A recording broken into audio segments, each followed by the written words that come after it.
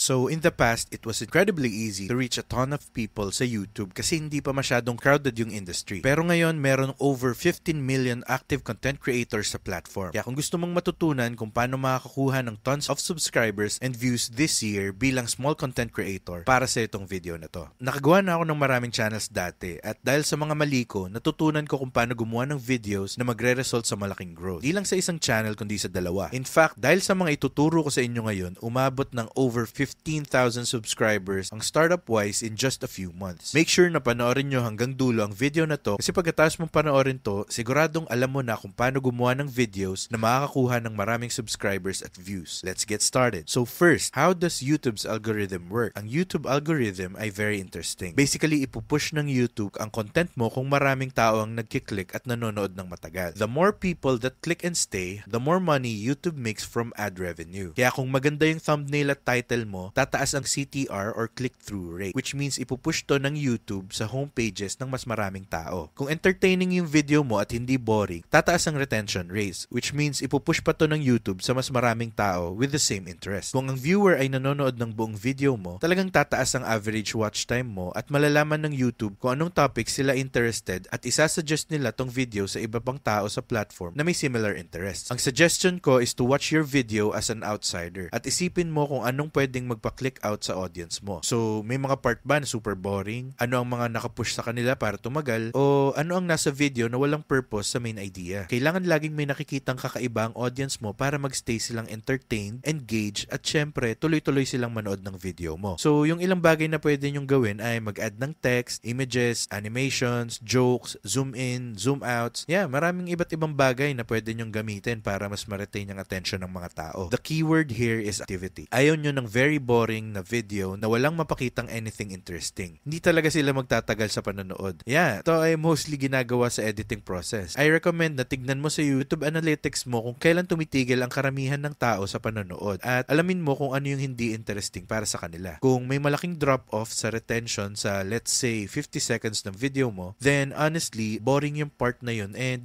learn from that para sa future videos mo hindi na maulit yung same mistake. Isa pang malaking bagay na ire-recommend ko ay gumawa ng evergreen content. Gumawa ng content ayon sa hinahanap ng audience mo at kung hindi mo pa alam kung ano yung evergreen content, ito ay basically yung content na naglalast forever na searchable at walang expiration date. So, ang video na how to start a YouTube channel ay magiging mas evergreen at searchable kaysa sa video na FTX has gone bankrupt. Yung second video ay magiging okay sa short period of time. Pero pagkatapos ng maybe 1 or 2 months, wala nang papansin sa video na yan. Walang magsa-search for that at walang magkiklik doon. Samantalang yung first video ay magtatagal talaga. Now, baka iniisip mo kung paano malalaman kung anong hinahanap ng mga tao. Ngayon, so doon naman papasok ang sponsor ng video na to, which is vidIQ. Ang vidIQ ay isang magandang platform which checks how many people are looking for a certain topic. Kung ano ang trending topic, pati na rin kung ano ang ginagawa ng competitors mo. Meron silang keyword research tools, list ng daily ideas specific sa niche mo, trend alerts, pati na rin yung mga useful information. Now, pwede mong gamitin ng link sa baba para makapag-start for just $1,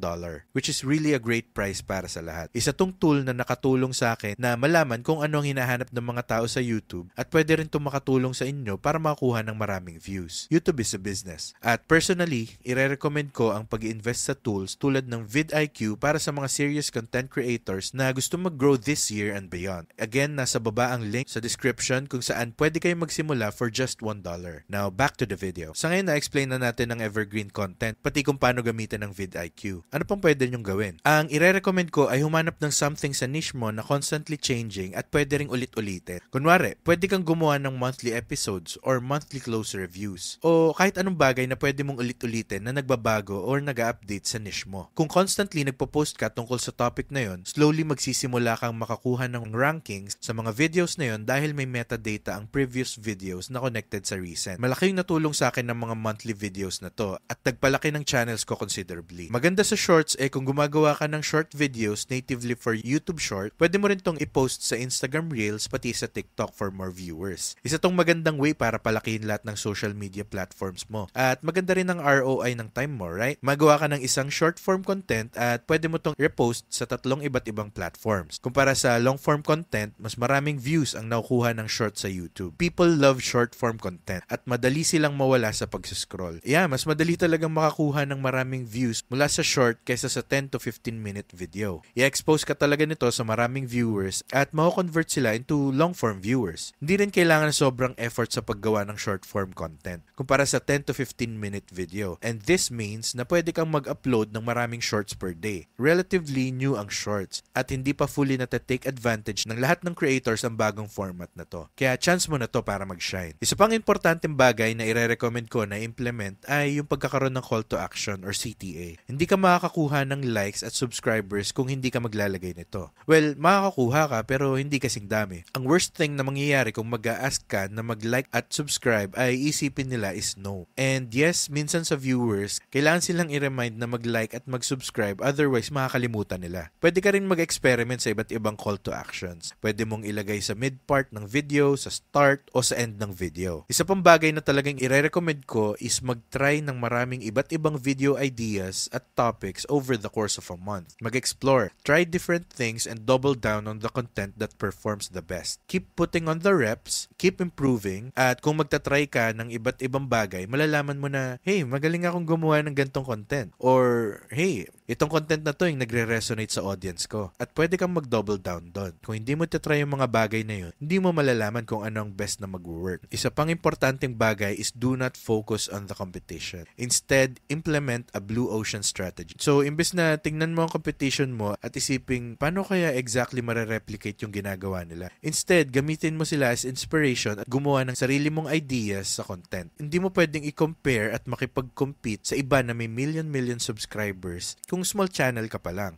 Kailangan mong gumawa ng mga bagay na kakaiba at kailangan maging unique. Isipin mo yung competition mo as friend. Kesa magsalita against sa kanila, try mong maging friends sa kanila. Mag-mastermind with them, bounce ideas off of one another, at I guarantee you na mag-grow ka pa ng mas mabilis. Maraming opportunities sa content creating. Hindi mo pwedeng tignan lahat ng competitors mo as actual competitors, kundi kailangan mong makipag-collaborate and, i-take over ang content creation together. Ang last tip ko para sa inyo is maging mabilis sa pag-identify ng trends at mag-implement agad. The faster na mag-upload ka ng video sa isang topic, mas mataas ang chance na magiging ranked number 1 ito para sa specific topic na yun. Kung makakita ka ng certain video styles na naging uso at nag-perform extremely well with other creators, gawa ka ng sarili mong version ng mga yun. Makatulong talaga to na makatapult yung channel mo to the next level. Anyways, yun lang para sa video na to. Kung gusto nyong matuto pa about sa paggawa ng sarili nyong YouTube channel, meron kaming sariling course. Tinatawag tong 6-Figure YouTube Academy. At basically, inipon ko lahat ng alam ko about creating YouTube channels into this course. Yung link ay nasa baba at meron kaming exclusive offer para sa viewers ng channel na to. Anyways, sana may natutunan kayo sa video na to. Siguraduhin na i-implement ang mga bagay na natutunan nyo. I guarantee you na makakatulong to sa channel nyo ng sobra. Kung nag-enjoy kayo, make sure na i-hit ang like button at mag-subscribe for more contents like this. Anyways, yun lang for today. Thank you so much at takit sa next video.